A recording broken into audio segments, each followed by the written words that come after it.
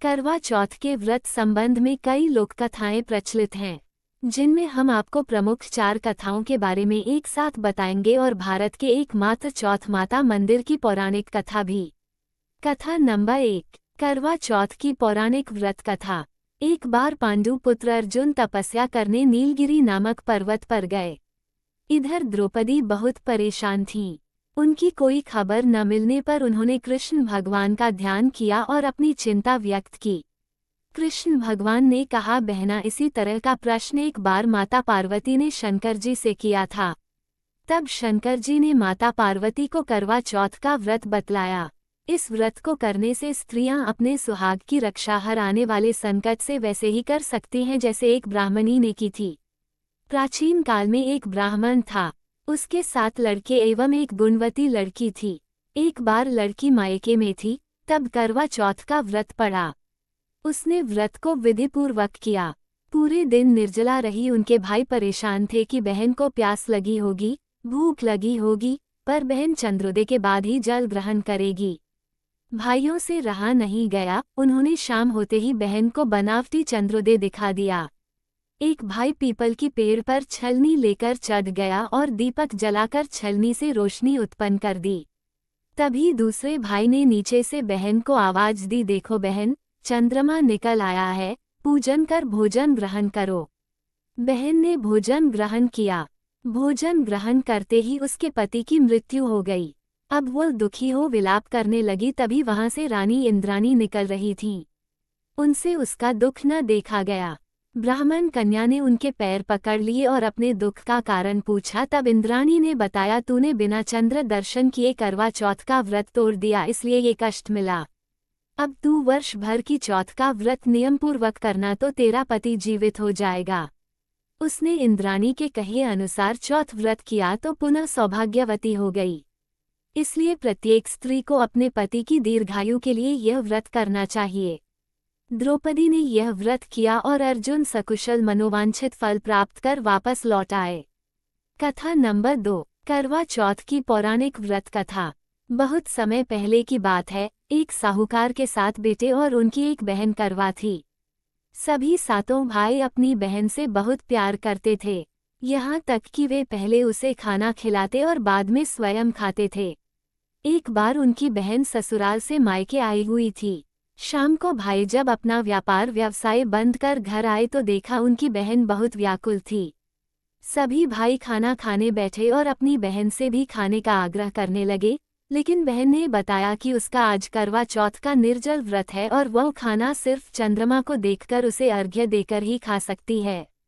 चूंकि चंद्रमा अभी तक नहीं निकला है, इसलिए वह भूख प्यास से व्याकुल हो उठी है। सबसे छोटे भाई को अपनी बहन की हालत देखी नहीं जाती और वह दूर पीपल के पेड़ पर एक दीपक जलाकर चलनी की ओट में रख देता है। दूर से देखने पर वह ऐसा प्रतीत होता है कि जैसे चतुर्थी का चांद उदित हो रहा हो। इसके बाद भाई अपनी बहन को बताता है कि चांद निकल आया है, तुम उसे अर्घ्य देने के बाद भोजन कर सकती हो।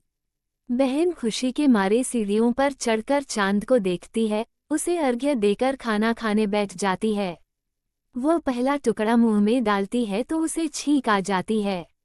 दूसरा टुकड़ा डालती है तो उसमें बाल निकल आता है और जैसे ही तीसरा टुकड़ा मुंह में डालने की कोशिश करती है तो उसके पति की मृत्यु का समाचार उसे मिलता है।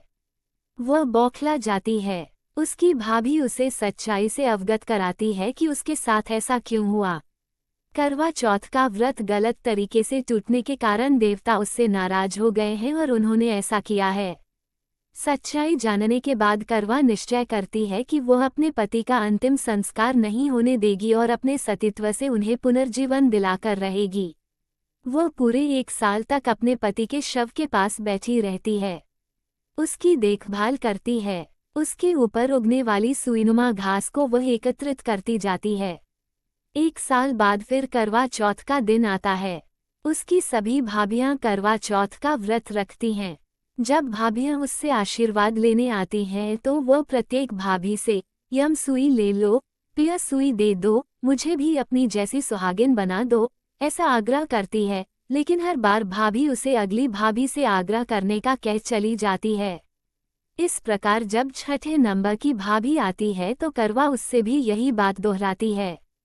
ये भाभी उसे बताती है कि चून की सबसे छोटे भाई की वजह से उसका व्रत टूटा था, अतः उसकी पत्नी में ही शक्ति है कि वह तुम्हारे पति को दोबारा जीवित कर सकती है, इसलिए जब वह आए तो तुम उसे पकड़ लेना और जब तक वह तुम्हारे पति को जिंदा न कर दे उसे नहीं छोड़ना। ऐसा कहकर वह चली जाती है। सबसे अंत में छोटी भाभी आती है। करवा उनसे भी सुहागिन बनने का आग्रह करती है, लेकिन वह टालमटोली करने लगती है। इसे देख करवा उन्हें जोर से पकड़ लेती है और अपने सुहाग को जिंदा करने के लिए कहती है, लेकिन करवा नहीं छोड़ती है। अंत में उसकी तपस्या को देख अपनी छोटी अंगुली को चीरकर उसमें से अमृत उसके पति के मुंह में डाल देती है। करवा का पति तुरंत श्री गणेश कहता हुआ उठ बैठता है। हे श्री गणेश, माँ गौरी, जिस प्रकार करवा को सुहागन का वरदान आपसे मिला है वैसा ही सब सुहागिनों को मिले। कथा नंबर 3, करवा चौथ की पौराणिक व्रत कथा। इस कथा का सार यह है कि शाकप्रस्थपुर वेदधर्मा ब्राह्मण की विवाहिता पुत्री वीरवती ने करवा चौथ का व्रत किया था। नियमानुसार उसे चंद्रोदय के बाद भोजन करना था, परंतु उससे भूख नहीं सही गई और वह व्याकुल हो उठी। उसके भाइयों से अपनी बहन की व्याकुलता देखी नहीं गई और उन्होंने पीपल की आड़ में आतिशबाजी का सुंदर प्रकाश फैलाकर चंद्रोदय दिखा दिया और वीरवती को भोजन करा दिया। परिणाम ये हुआ कि उसका पति तत्काल अदृश्य हो गया। अधीर वीरवती ने 12 महीने तक प्रत्येक चतुर्थी को व्रत रखा और करवा चौथ के दिन उसकी तपस्या से उसका पति पुनः प्राप्त हो गया। कथा नंबर 4, करवा चौथ की पौराणिक व्रत कथा। पुराणों के अनुसार करवा नाम की एक पतिव्रता धोबिन अपने पति के साथ तुंगभद्रा नदी के किनारे स्थित गांव में रहती थी।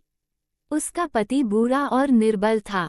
एक दिन जब वो नदी के किनारे कपड़े धो रहा था तभी अचानक एक मगरमच्छ वहां आया और धोबी के पैर अपने दांतों में दबाकर यमलोक की ओर ले जाने लगा। वृद्ध पति ये देख घबराया और जब उससे कुछ कहते नहीं बना तो वो करवा करवा कहकर अपनी पत्नी को पुकारने लगा। पति की पुकार सुनकर धोबिन करवा वहां पहुंची तो मगरमच्छ उसके पति को यमलोक पहुंचाने ही वाला था। तब करवा ने मगर को कच्चे धागे से बांध दिया और मगरमच्छ को लेकर यमराज के द्वार पहुंची। उसने यमराज से अपने पति की रक्षा करने की गुहार लगाई और साथ ही यह भी कहा कि मगरमच्छ को उसके इस कार्य के लिए कठिन से कठिन दंड देने का आग्रह किया। करवा की पुकार सुन यमराज ने कहा, अभी मगर की आयु शेष है, मैं उसे अभी यमलोक नहीं भेज सकता।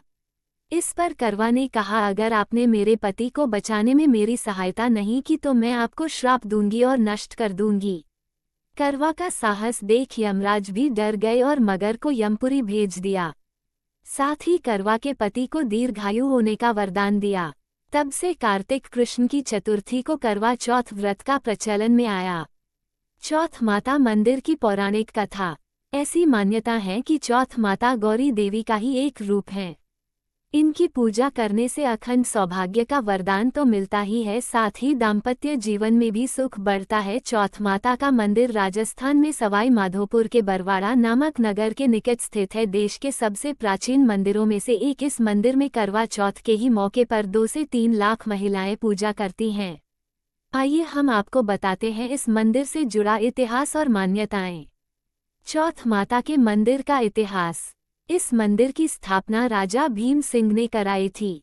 ऐसी मान्यता है कि देवी चौरू माता ने स्वप्न में राजा भीम सिंह चौहान को दर्शन देकर यहां अपना मंदिर बनवाने का आदेश दिया था। राजा एक बार बरवाड़ा से संध्या के वक्त शिकार पर निकल रहे थे, तभी उनकी रानी रत्नावली ने उन्हें रोका, मगर भीम सिंह ने ये कहकर बात को टाल दिया कि चौहान एक बार सवार होने के बाद शिकार करके ही नीचे उतरते हैं। इस तरह रानी की बात को अनसुना करके भीम सिंह अपने कुछ सैनिकों के साथ घनघोर जंगलों की तरफ चले गए।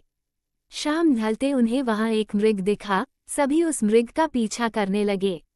कुछ देर में रात हो गई। रात होने के बावजूद भीम सिंह मृग का पीछा करते रहे। धीरे धीरे मृग भीम सिंह की नजरों से ओझल हो गया। तब तक साथ के सैनिक भी राजा से रास्ता भटक चुके थे। अकेले में राजा विचलित हो उठा। काफी खोजने के बाद भी पीने को पानी नहीं मिला। इससे वह मूर्छित होकर जंगलों में ही गिर पड़े। तब अचेतावस्था में भीम सिंह को पचाला तलहटी में चौरू माता की प्रतिमा दिखने लगी। कुछ देर बाद उन्होंने देखा कि भयंकर बारिश होने लगी और बिजली कड़कने लगी। मूर्छा टूटने पर राजा को अपने चारों तरफ पानी ही पानी नजर आया। राजा ने पहले पानी पिया, फिर वहीं अंधकार भरी रात में एक कांतिवान बालिका पर उनकी नजर पड़ी। वो कन्या खेलती नजर आई। राजा ने पूछा कि तुम इस जंगल में अकेली क्या कर रही हो, तुम्हारे माँ बाप कहाँ पर हैं? कन्या ने तोतली वाणी में कहा कि हे राजन, तुम ये बताओ कि तुम्हारी प्यास बुझी या नहीं। इतना कहकर वह कन्या अपने असली देवी रूप में आ गई। तब राजा उनके चरणों में गिर पड़े, बोले कि हे आदिशक्ति महामाया, मुझे आपसे कुछ नहीं चाहिए, अगर आप मुझ पर प्रसन्न हैं तो हमारे प्रांत में ही हमेशा निवास करें, तब ऐसा ही होगा। ये कहकर वह देवी अदृश्य हो गईं। राजा को वहां चौथ माता की एक प्रतिमा मिली। उसी चौथ माता की प्रतिमा को लेकर राजा बरवाड़ा की ओर लौट पड़े। बरवाड़ा आते ही राजा ने राज्य में पूरा हाल कह सुनाया। तब पुरोहितों की सलाह पर संवत 1451 में बरवाड़ा की पहाड़ की चोटी पर माघ कृष्ण चतुर्थी को विधि विधान से उस प्रतिमा को मंदिर में स्थापित कराया। ऐसा कहा जाता है कि तब से आज तक इसी दिन यहाँ चौथ माता का मेला लगता है। करवा चौथ के पर्व के मौके पर कई राज्यों से लाखों की तादाद में भक्त मंदिर दर्शन के लिए आते हैं। यह मंदिर विशेष तौर पर विवाहित जोड़े के लिए है। सुहागिन स्त्रियां करवा चौथ के त्योहार के मौके पर यहां अपने सुहाग की रक्षा के लिए प्रार्थना करती हैं। धन्यवाद।